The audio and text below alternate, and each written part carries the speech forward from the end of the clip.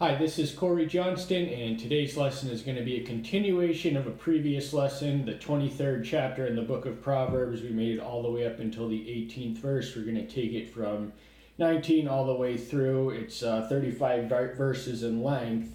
But before we do that, we just want to remember that this is part of a distinct literary transition, which begins in the 17th verse of the previous chapter and lands all the way to the 23rd of the 24th chapter. These are the 30 sayings of the wise, and they are arranged somewhat differently. The Proverbs in the narrative are arranged somewhat differently than that which we've been seeing since the 10th chapter, whereas the previous 9 are all thematically related. Beginning in the 10th chapter, you have this almost arbitrary arrangement of Proverbs where one bears no relatable conceptual connection to its predecessor or successor, and but we witness something different in the verses we're going to be covering today. That they're often three of them form a single sentence or a single thought. So they'll make sense when we get there, and we're going to review what begins in the section, which is the 22nd and 17th. Reason why is because we actually did one on the range we were planning to do about 7 months ago, and I'm actually going to keep it. But what I'm going to do is review, as I've been in the custom of doing on my most recent Proverbs kick. So really in the 23rd chapter, he has something to say with about eating. He gives table manner advice and etiquette, and who you associate with and who you eat with and break bread with is important. And he also says this in the preceding chapter: make no friendship with one given to wrath, and do not go with a man of rage, lest you learn his ways and find yourself ensnared. So if you surround yourselves with friends who are given to anger, that means there's going to be contention, stoking, flames of fire, and you yourself will be ensnared, because the consequence of surrounding yourselves with angry influences is that you become who you surround yourself with. So if you are surrounded by anger, you will become angry by default. So stay away from friends given to wrath. Don't even, make friends with them to begin with. And the mark of friendship is often signaled by the eating of food, and this leads us into the 23rd chapter, where he has much to say. Before we get to the actual lesson itself, we're going to review two sets of sentences. Remember, these are slightly different in arrangement. The first of which is the first 3 verses. When you sit down to eat with a ruler, look well what is before you, and put a knife to your throat if you are a man given to appetite. Do not desire his delicacies, for that food is deceptive. So Solomon is writing from the vantage point and the perspective of a royal ruler. He was a king. That was his job. That was what he did. That was his vocation. That was also his identity. And as such, he would have been accustomed to many guests who he hosted and dined. And he would have had character glimpses, which he would have recorded and influenced his thought in the writing of this. And one who is just overeager and overindulgent to eat the quality food that's before them is going to make a bad impression, and he's going to ruin his window of grace with the ruler that he is in. So much does revolve around the courtly life, especially around etiquette and how one conducts oneself with table manners. And the second of which is verses 6 through 8. Do not eat the bread of an evil eye ones, nor desire his delicacies. For as he reckons in his life, so he is. Eat and drink, he says to you, but his heart is not with you. You vomit the peace you have eaten, and lose your sweet words. So the same thing he says about a king. Do not desire his delicacies, because there's something deceptive in it. But here, evil-eyed, you should just stay away from people whose eyes are inclined towards evil. These are people who are motivated evil by habit and by course of nature. Don't break bread with them, stay away from them. And their motto is the Epicurean motto of eat, drink, and be merry, be happy, for this life is all we have. But his heart is not aligned with such a one as the son that he is grooming. And he is writing to the internal evidence suggests that he is writing to his son, but the fact that everything that is in the scripture is not written to us, does not diminish that it was written for us. These are as valid for him as they were for us, and when we maybe make better use of it than Rehoboam. But to return to the passage itself, the end result of breaking bread and eating and digesting the bread of it with an evil-eyed ones is you vomit what you have eaten. So it does not end well, and you lose your sweet words. So if you surround yourselves with evil people, you're going to have evil conversation, and that's going to affect what you say and what you think and who you are and what you do. So the 19th verse, this marks the lesson itself. Hear, my son, and be wise, and guide your heart in the way. I earlier mentioned in advance that this has an indicated intended audience. He is writing to his son, but he is also writing to us. Remember what I said earlier, this is for us, not to us. But be wise. Now, why would we want to be wise? This book belongs in the category of wisdom literature and explains the benefits and blessings that wisdom brings. He has much to say about wisdom. This is a work of wisdom literature after all. And to guide your heart in the way. Now, the way would have been the covenant path, because Solomon is writing from the vantage point of the Old Testament. That's what he would have called the way. And the way in the Christian, before we became known as Christians, we were known as followers of the way. So that's what we think of. And the way is straight and narrow, much like the covenant path. You got to stay on it because broad is the road to destruction. Israel were surrounded by pagan idolatrous society, and much of their influence creeped in and corrupted them. But that's another story. Be not among heavy drinkers of wine, or with gluttonous eaters of meat. So he's telling him to stay away from, don't break bed with certain people. If people are all about eating and just Epicurean excesses, then they're not going to be good influences, and especially those who are heavy drinkers of wine. These are people who live to get drunk, and a lot of them may be alcoholics. And the prophet Isaiah pronounces woe unto those who wake up early and spend all day in drinking heavy drink. These were the conditions of his apostate generation. And just stay away from people who are overindulgers, people who excessively intake beyond what is necessary. We all have to eat, but we don't have to gorge ourselves and pig out. Gluttony is a sin, as is drunkenness. Alcohol itself, the consumption thereof at least, is nowhere condemned as a sin, but drunkenness is always presented in a negative light, and this forms the tail end of the chapter we're going to be covering today. For the drunkard and the glutton become poor, and slumber clothes in rags. So if your median means an average earner and you spend all your money on drink and food, you're going to become poor. And this is not, remember, these are principles, not promises. This is not, some people are able to drink alcoholically because they are very wealthy or even moderately wealthy.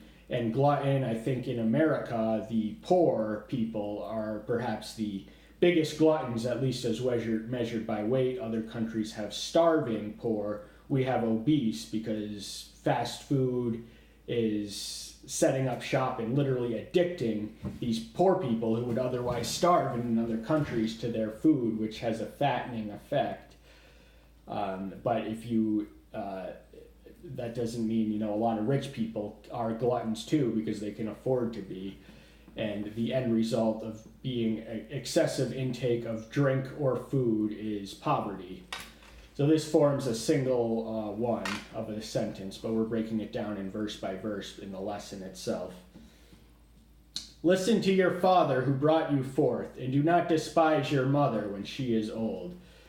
So he's telling him to listen because what he has to say is important. As his father, he commands his respect according to the covenant. It was a sin to disrespect your parents, and that included both father and mother and your elders in general.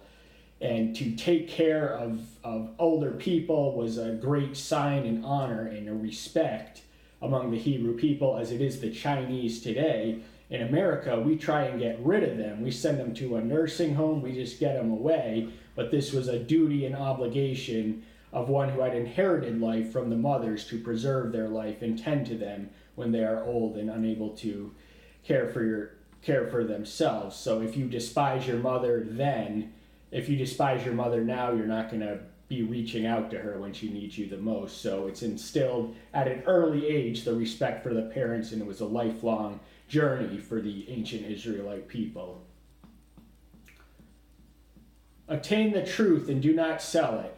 Wisdom and discipline and understanding. So these are priceless commodities. You cannot put a price on wisdom. You can put a price on gold. You can put a price on silver. You can put a price on rubies, but you cannot put a price on wisdom. It is a truly precious commodity. It is priceless. That means you cannot put a price on it. So why would you sell it? Of course, you cannot sell the truth. You can dispense it and distribute it, but these are the equally valued commodities: discipline and understanding. Discipline leads to wisdom and understanding. Wisdom leads to discipline, and understanding leads to wisdom and discipline when you understand the necessity of discipline. So these ought not be approached as segregated entities, but harmonious wholes of the same part. This is part of the same character building foundational process to those who can cultivate the greater treasure than the treasures of the earth. There is the treasure of wisdom, which is something that no prince can pay for. But Solomon certainly had everything going for him, and he is an expert, the greatest human, Yahshua accepted, wisest human who ever lived. The father of the righteous greatly rejoices, and he who brings forth a wise son delights in him. So this is a self-evident statement. If your son is righteous, that is a joy to a father who is righteous. That means he raised him well, he raised him right, and this would have been the apple of a father's eye in the covenant culture.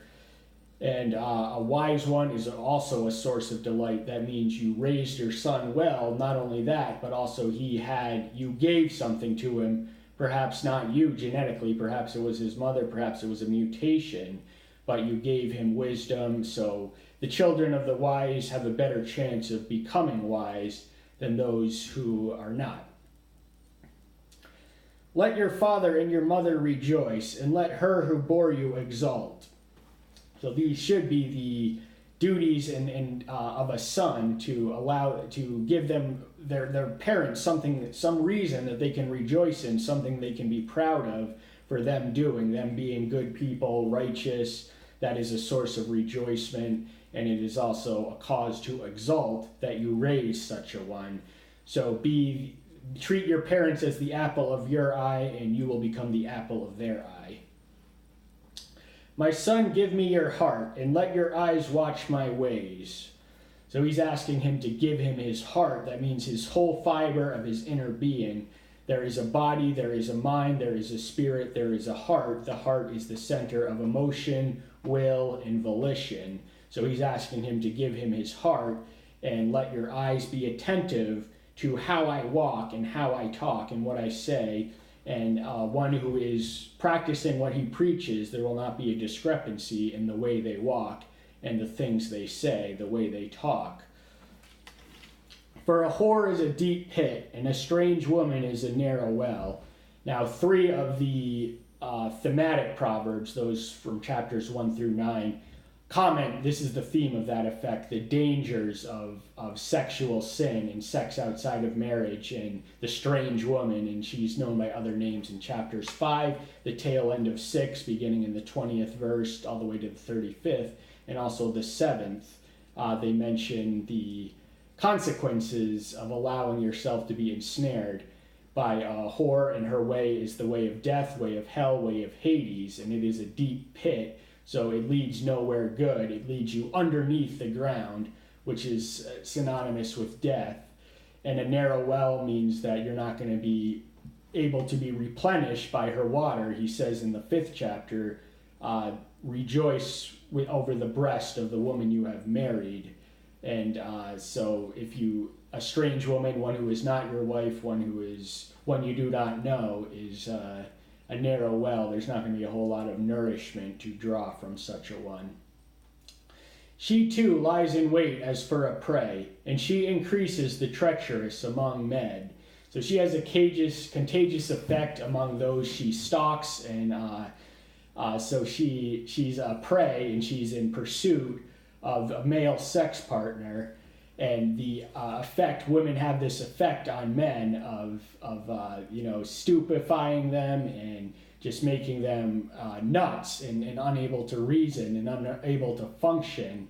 So such a one is a danger and an enticing lure, and she inspires men to be treacherous to each other about her because she is available as a potential sex partner, and the men are the competition, so they're going to resort to treachery in order to attain the forbidden fruit, or the one that is maybe not, it is forbidden by Elohim, but it's opened by her. And the 29th through the 35th marks a distinct turning point of this chapter. This is the most extensive theme since the 9th chapter. This is the dangers and causes and consequences of alcoholism. Who has woe? Who has sorrow? Who has contentions? Who has complaints? Who feels hurt without cause? Who has redness of eyes? So with that, and with the gift of hindsight, we know that these are rhetorical questions. The alcoholic has woe. The alcoholic has sorrow. And I actually came across a clever painting that said, "I drank to drown my sorrows, but the sorrows learned to swim." So a Japanese proverb is, a drink takes a man, then the drink takes a drink, then a drink takes the man. And so it's a slippery slope, and it does lead to contentions and arguments and fights and disputes and controversies, because alcohol fuels the ego and nurses the pride within you. And you start thinking things, and your pride becomes more sensitive, and that makes you more retaliatory. And you're not going to have anything to brag about at the end of the night. You may be having fun doing it while you're doing it, but who has complaints? You're eventually going to have a lifelong list of complaints from pursuing this lifestyle. And who feels hurt without cause? Now, there is no cause, there is no reason to be hurt by something unless if it is not directly in your life except your own volition. So if it also causes you to hurt others without cause. You just provoke them carelessly and thoughtlessly. And redness of eyes, this is one of the physical symptoms of alcoholism. So this expounds and elaborates and warns against the negative physical and psychological effects of being inebriated or intoxicated. And when we are intoxicated, that means we have a toxic influence inside us. Those staying long at the wine, those going in to search out mixed wine. So this question is answered by the author itself. Those staying long at the wine, these are not ordinary casual social drinkers, but these are the ones who keep drinking and drink the night away and wake up early in the morning to get their drink on. And they actually pursue it. We see all these people, going to liquor stores, and some alcoholics go to 7 liquor stores a day just because they're ashamed to be seen and they don't want to be seen at the same place. It is a sickness, so if you are in pursuit, you will go to any length and any mile to get the alcohol you desire and crave. It is an addiction. It can be an addiction, and when it is no fun. Do not look on the wine when it is red. It gives its color in the cup, and it flows smoothly. So he's saying, do not give yourself direct exposure. Do not look at the wine when it is red. Do not allow yourself to be visually encapsulated by the thoughts and the image of this wine, and just the thoughts in your head about what it's going to do to you when you drink it. And do not be ensnared by it, but it flows smoothly, but it's as bitter as wormwood when it comes in the end. In the end, it bites like a snake and stings like an adder. So bitter as wormwood is a Solomonic proverb in reference to the adulteress who we commented on earlier in this discourse, but here he says it bites like a snake and it stings like an adder. An adder is a snake, so this is satanic, and alcoholism is a demon. A demon is an invisible entity which can rob you of your self-control and sanity. So the alcoholism, now alcohol itself is not a demon because demons are not flesh and blood, they have no material properties, but the spirit of alcoholism which dwells in one who is an alcoholic is a demon which possesses them and controls them and reduces them to states of insanity and loss of self-control. Loss of sanity and self-control are the two signs and the two symptoms of demon possession. Your eyes look on strange women, and your heart speaks perversity. Not only strange women, but less than quality women. I'm no stranger to the drink myself, but I put that all away when I became a Christian. So, I slept with women I'm not proud of, way below my league, just because beer makes ugly people look more attractive. And your heart will be, just motivated by perversity. Alcoholics have coarse language, coarse talk, coarse conversation, and that is the alcohol in them that it was amplifying and exacerbating their latent perverted tendencies. And you shall be as the one lying down in the midst of a sea, and as one lying at the top of the mast, saying, They smote me, I was not sick. They beat me, I did not know. When shall I wake up? Let me seek it again. So he's comparing this to a hypothetical person who is, in a sea storm on a boat in the mast, and you're just being rocked and back and forth to and fro by the winds and the waves, and you're not sick, even though you were afflicted. You cannot feel the pain. Alcohol is a desensitizer for pain. It enables you to endure injury without even feeling it till the next morning. So you're not going to know what hit you and what's hurting you while you're intoxicated on it. But when you wake up, you're going to have a stinging headache and also pains that could have been avoided. And you'll ask, when shall I wake up? Let me seek it again. So as a dog returns to his vomit, so too does a fool return to his folly, and an alcoholic's folly is alcohol and alcoholism. Alcoholism and alcohol are a dangerous combination. I respect the fact that 90% of the world can drink in safety, and I'm not trying to tell them to stay away from alcohol altogether, but it is something that I personally do, and I am better for it. But that's all the time we have for today. Thank you so much. I'm so glad to see you. Take care until next time. I'll see you then. Bye-bye.